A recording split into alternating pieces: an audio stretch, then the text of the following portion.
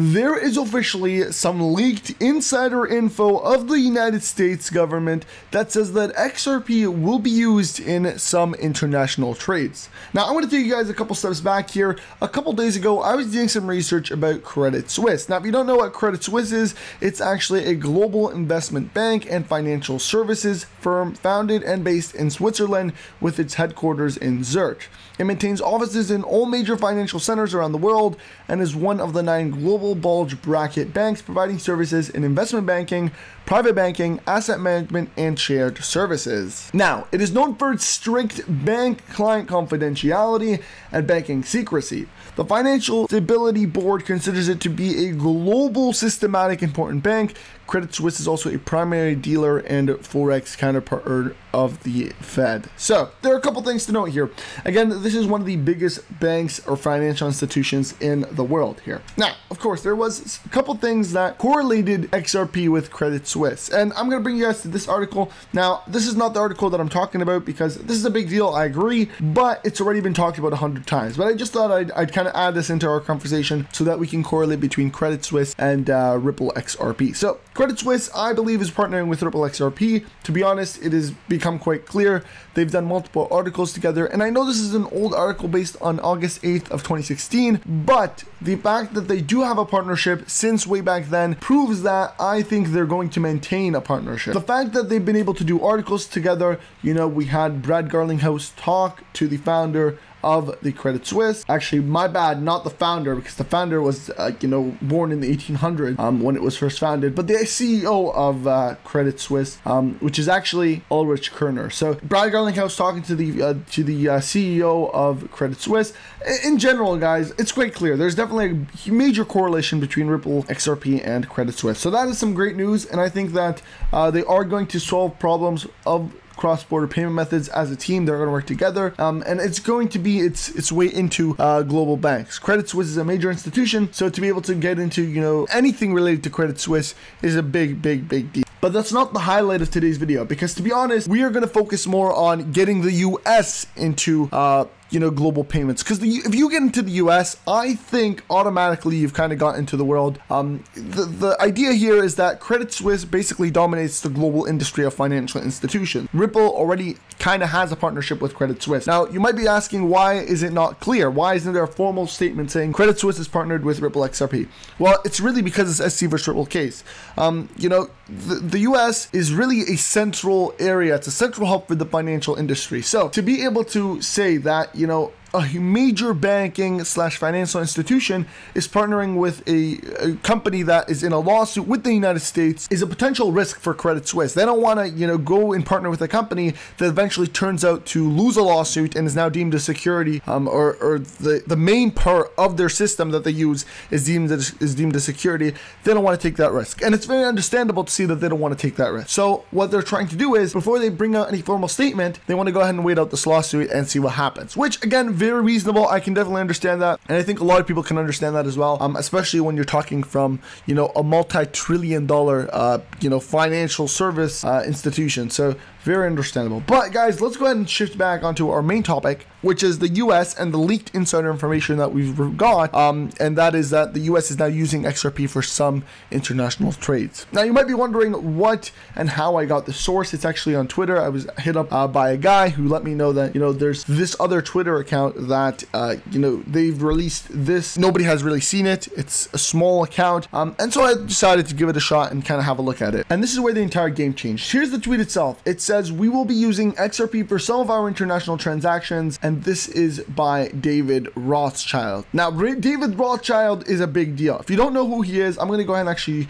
show you guys, because at the beginning I thought, who's this random guy that just said this? Probably an XRP maxi that is really hyped about XRP. But that's not the reality, guys. This is David Rothschild. If you don't know who David Rothschild is, here is a bit of a description about him. David Rothschild is an economist at Microsoft Research. He has a PhD in applied economics from the Worth School of Business at the University of Pennsylvania. He's also big on innovation. As you guys can see, his bio right here says David Meyer Rothschild is a British adventurer, ecologist, and environmentalist, and head of Sculpt the Future Foundation, a charity that supports innovation innovation and creativity in a social and environmental impact effort. So when I read this, I decided to go ahead and do a bit of research. Okay, what is David Rothschild's job? What does he do as a career? You know, is he somebody important in the financial industry? Is he not? Is he just some random guy? Yes, you know, he has education in economics, but you know, he might not hold any state of power. And this is when I arrived at this article. This is David de Rothschild, the same guy we're talking about.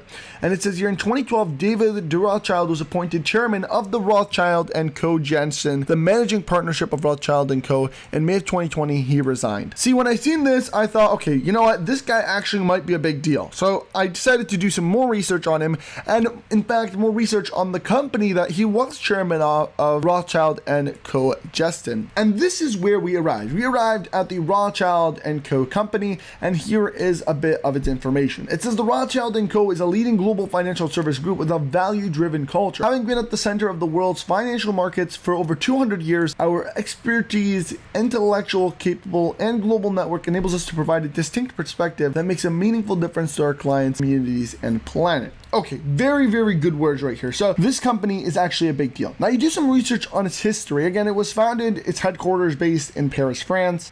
They've done a ton of partnerships, including establishing a business presence in the US during the Second World War and invest in our global scale, opening offices in every major market around the world. So they have and I want to, you know, key thing is highlight the importance of them establishing a major business in the US. One of their biggest, in fact, markets that they've invested in is the US market, and they built a financial industry in the US market, and they've been here for decades and decades. We're talking, you know, 200 years. So they have really been dedicating towards the US market. And again, they are all around the globe, to be honest. They are in, you know, different Italian cities, in France, of course, all over France, and they are just consistently growing. But that's not the really cool part. The really cool part is when we get to here, the management of the group, the managing partner.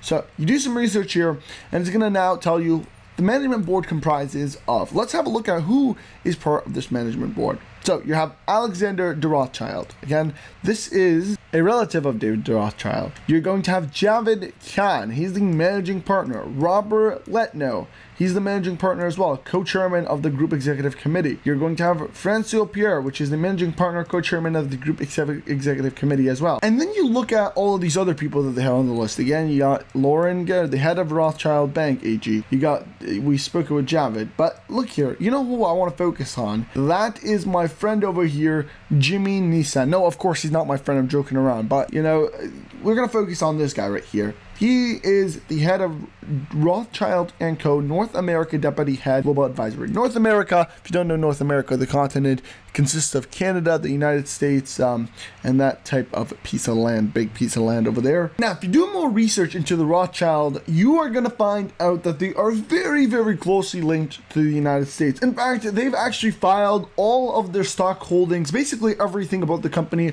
to the SEC so that the SEC knows exactly what's going on. And of course, they have a list of people here that they are telling you have filed, you know, as part of the SEC. So again, this is a big company. This is a major company. To have a company like this, like the Rothschild & Co. financial institution, come out and say, we will be using XRP for some of our international transactions, that is a big deal. And really, to me, what that says is that XRP is getting there. XRP is there. XRP is at the point where every global institution really wants to take it. Every single world bank really wants to take it. It's just a matter of time. Everybody's just waiting for the SEC lawsuit to finish so that they can release. There we go. Okay, now we can officially state it because we won't handle any repercussions. And of course, when you get into levels of world banks and major financial institutions, nobody wants to take a risk. Nobody wants to, you know, integrate you into their system, and then, you know, a couple days later, something happens that causes Ripple to lose the lawsuit, and now all the hard work that you've built, you know, all the hard work you put into building this great system is destroyed because a crucial piece, XRP, is now not able to be used anywhere because the US is not accepting it. So That's why you're seeing those trillion-dollar companies hold back. But we've been getting a lot, and I want to crucially, highlight a lot of information from different people saying that, okay, we want to accept it. The XRP is going to get accepted. We're just waiting for this lawsuit. And this is why when I talk about, price predictions of XRP, why they are a lot of the time so high, because I know the second this lawsuit is done, it doesn't matter. It's not the lawsuit that's going to cause the price action to rise. It's the result of the lawsuit. Yes, maybe the hype from winning the lawsuit brings XRP to $5. I can understand that. Maybe $10 on the high end, just from retail investors getting hyped about the win. $10. But on the large scale of things, what's $10? Because all the retail investors combined are not going to be, even $1 trillion. It's going to be more like, millions, maybe 100 million, maybe a billion, okay? Maybe 2 billion, whatever. On the high ends, 2 billion, let's say, which is insane. It doesn't normally happen often, but let's say 2 billion. If we get a single bank, we're already talking trillions. We're already talking, multiple trillions. So, and that's like a small bank, right? When we're talking about, Credit Suisse or like this one, you're talking about never seen before numbers. And this is a major deal that I feel is crucial, and that's why I'm hyped about XRP. Alright guys, so I'm gonna end off the video here. I hope you guys did learn something in today's video. It took me a lot of research, to be honest. I had to go through every single person and do a bit of research about him, and do all of that stuff, all to try and get this into one informative video. I know it's a bit longer than usual, but it was crucial, to be honest, to understand what is going on right now in the world. That the world is really redirecting itself. They see the Great Reset in the New World Order, and it's a reality for real. And this is what we're seeing happen right now. We are seeing the changes, and there's going to be a point in time where fiat dies off, where even Bitcoin dies off. There's only going to be a few cryptocurrencies that are alive, and those are the ones that have strict utility, that have a real purpose, that are actually used in the large scale of things. And who's going to be number one? I think it's quite clear. This one right here. So of course, make sure you guys go ahead and smash the like button, you subscribe to the channel, and you let me know your thoughts down below. Turn on those post notifications, and I'll see you guys in the next video. Hit that subscribe button, please, guys. Let's go ahead and hit 11,000 subscribers. Let's do it right now.